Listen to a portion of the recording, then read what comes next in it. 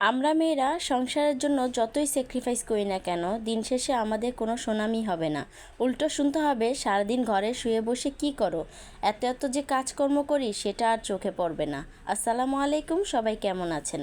আশা করি ভালো আছেন, আমিও ভালো আছি। সকাল সকাল ঘুম থেকে উঠে এই তো একটু চা বানিয়ে নিয়েছি, সাথে বনরুটি ছিল, গতকাল রাতে ছোটো বোন নিয়ে আসছিলো আসার টাইমে, তো এগুলো দিয়ে নাস্তা করে নিয়েছি। আর এই তো এখানে আব্রাব্বুকে দেখেছি, মানে কালকে মাছ আনতে আব্রাব্বুর সাথে একটু রাগ করেছিলাম, তো আমাকে না জানিয়ে ইলিশ মাছ এনেছে, সাথে কচুর গাড়ি এনেছে, অনেক অনেক মানে আমার পছন্দের জাতীয় জিনিস এনেছে, মানে যেগুলো আমি খেতে অনেকটাই পছন্দ করি।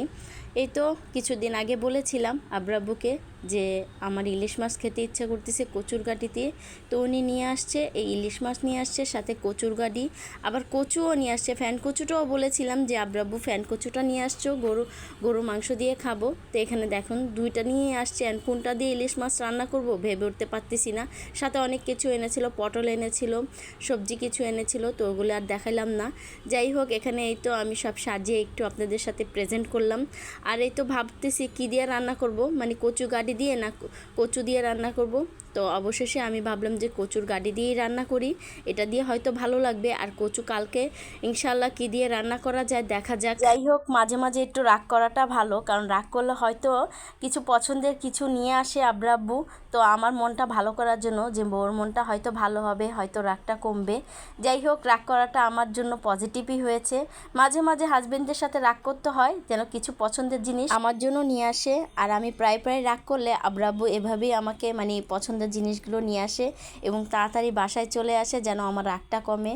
যাই হোক, এখানে এই তো আমি কথা বলতে বলতে কচুর গাড়িটাও কেটে নিয়েছি, সাথে ইলিশ মাছটাও কেটে নিয়েছি। ইলিশ মাছটা কিন্তু খুবই টাটকা ছিল।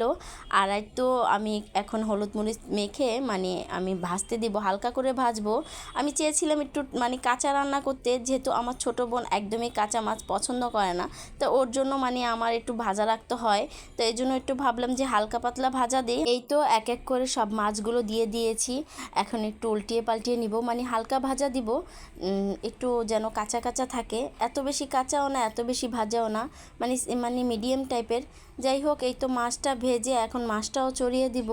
আসলে মাছটা খুবই মজা ছিল, অনেক দিন পর ইলিশ মাছ খেয়েছি, আসলে অ্যালার্জির কারণে ইলিশ মাছটাও খাওয়া হয় না। আর এই তো এখানে কামসাগুলো ছিল, এগুলি আমি মানে ভাজি নেই, এগুলি কামসা পেডি বা আপনার এগুলি দিয়ে মানে আমি আগেভাগেই মানে এগুলি কষিয়ে বসিয়ে দিয়েছি যেন এর গ্রানটা আসে। ইলিশ মাছ কিন্তু কাঁচা রান্না করেন আর ভাজা রান্না করেন, এর গ্রানটা কিন্তু দারুণ আসে। ইলিশ মাছ যেভাবেই রান্না করেন, সবজি দিয়া ভুনা বা আপনার সর্ষে দিয়া যেভাবেই রান্না করেন সেভাবেই কিন্তু স্বাদ। যাই হোক, এখানে কচুগাড়ি দিয়ে কষিয়ে নিয়েছি। আর এই তো রান্না করতে করতে দেখলাম অনেক জোরে বৃষ্টি আসতেছে এখানে, আর মেঘ অনেক জোরে জোরে ডাকতেছে, একটু সাউন্ডটা শুনেন।